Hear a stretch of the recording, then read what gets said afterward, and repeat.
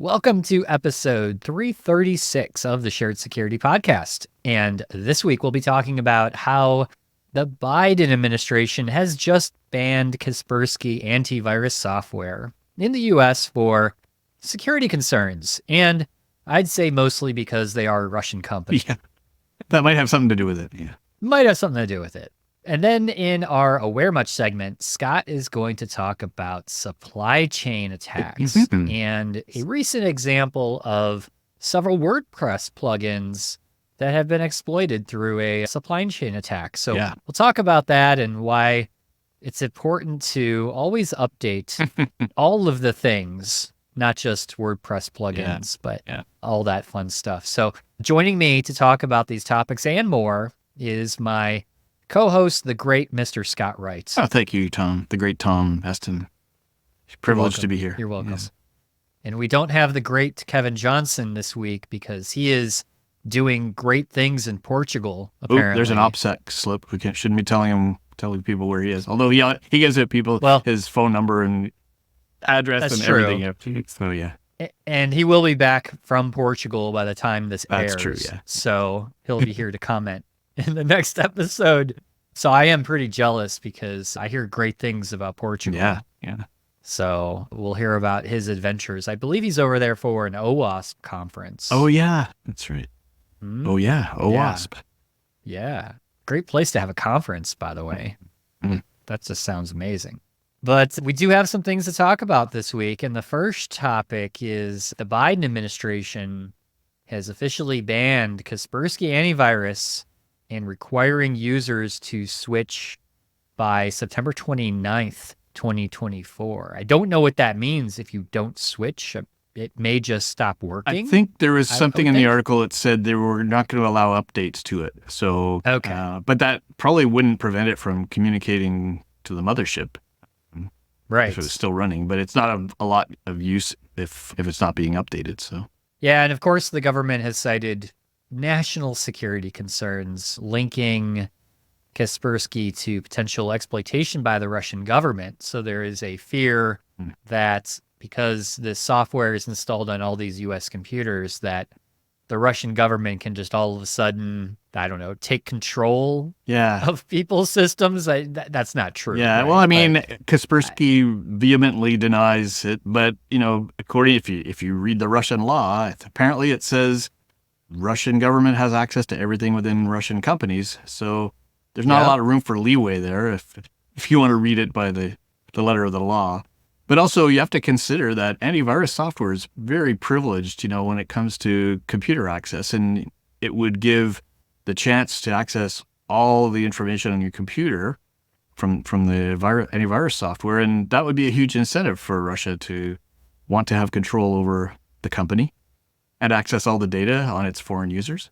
Yeah, that is true. There is always that risk.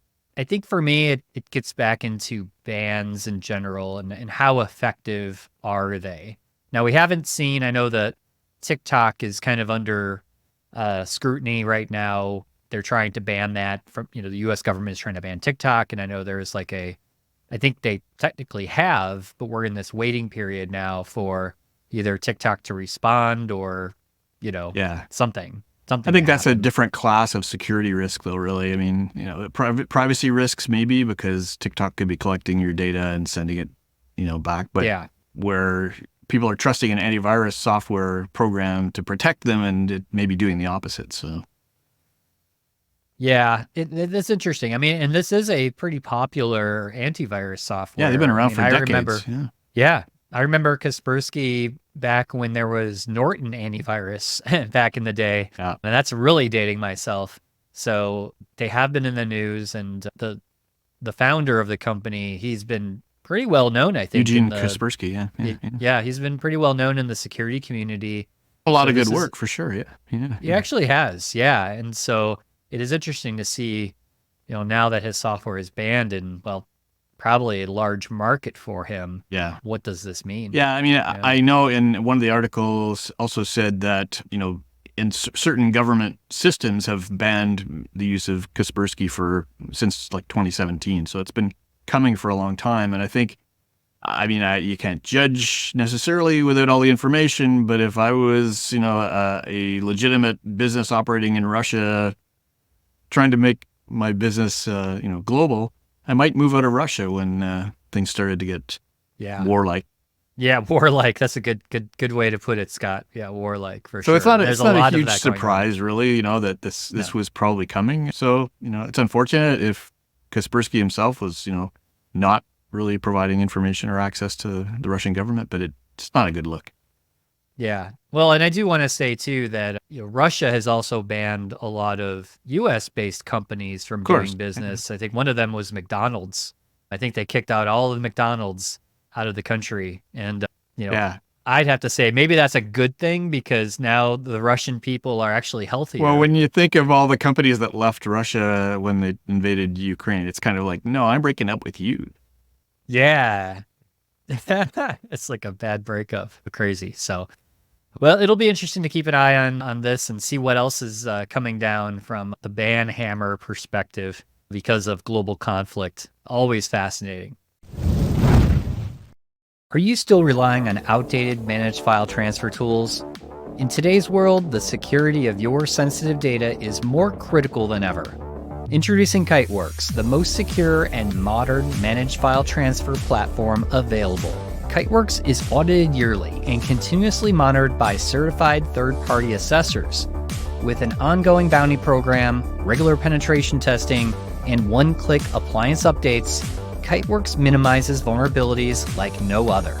Many traditional MFT solutions can't compare to the level of security and functionality Kiteworks provides. But that's not all. Kiteworks offers a world-class secure file sharing and email platform. Easily send automated or ad hoc files through fully integrated shared folders and email. Administrators can manage policies in a unified console and create custom integrations with their comprehensive REST API. Step into the future of secure managed file transfer with Kiteworks. Visit kiteworks.com to get started. That's kiteworks.com to get started today. Well, Scott, are you ready for everyone's favorite segment, which is Aware Much?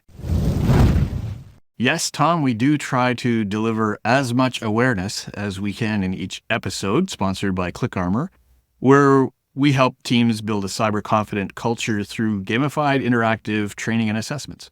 So everyone may know that WordPress is one of the most popular website management applications in the world. It has over 40% of the websites, I think, that use it. Yeah. And one aspect of WordPress's power is its ability to allow plugins that do a lot of different things, like the well-loved GDPR pop-ups and SEO tracking or redirections and even e-commerce, right? So there's a lot of power in those plugins, but the plugins tend to be notorious for having security vulnerabilities. And this week we learned of a new wave of supply chain attacks where malware has infected the updates to some of the trusted plugins, causing it to spread rapidly.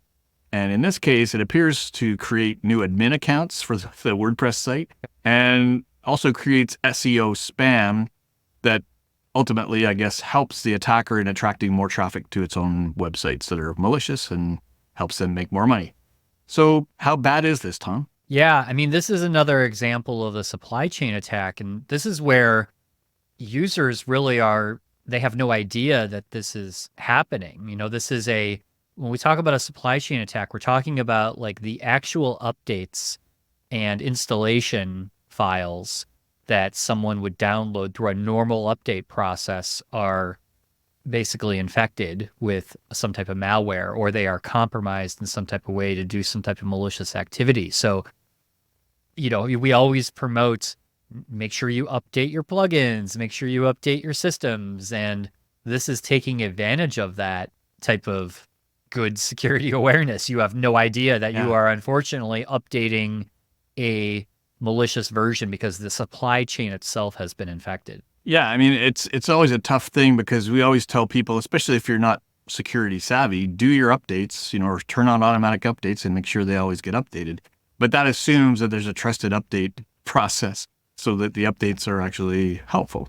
And when this kind of thing happens, it's going to happen once in a while. It used to happen occasionally. I think, remember, there's Apache update issues that got infected and that sort of SolarWinds. Yeah, I mean, it sort of tends to, when it happens, it drives the industry to focus on the process of updates and make sure they're as secure as possible, and everybody tries to follow the most secure processes. But these ones just seem to keep popping up, which is maybe a sign that the platform itself, WordPress, is hard to secure. I don't know if that's the case, but yeah, I mean, WordPress has always been a tough cookie to secure by the nature of the design, right?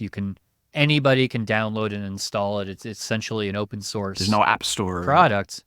Right. There's no app store. I mean, you can have it hosted like, by WordPress.org that has a hosted instance, but all the plugins are all created by third parties.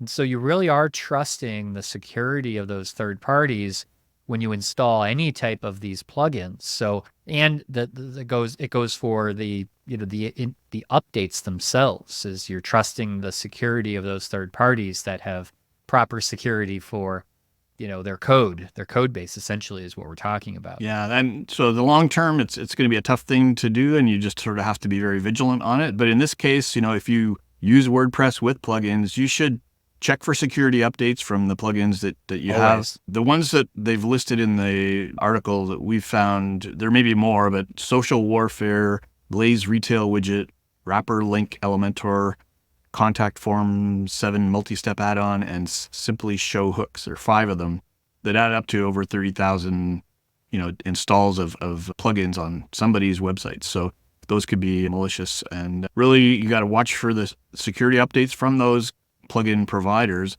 or just turn off the plugins, at this point until you're sure that it's actually been resolved. Yeah, one of the best practices is to always disable plugins that you're not using.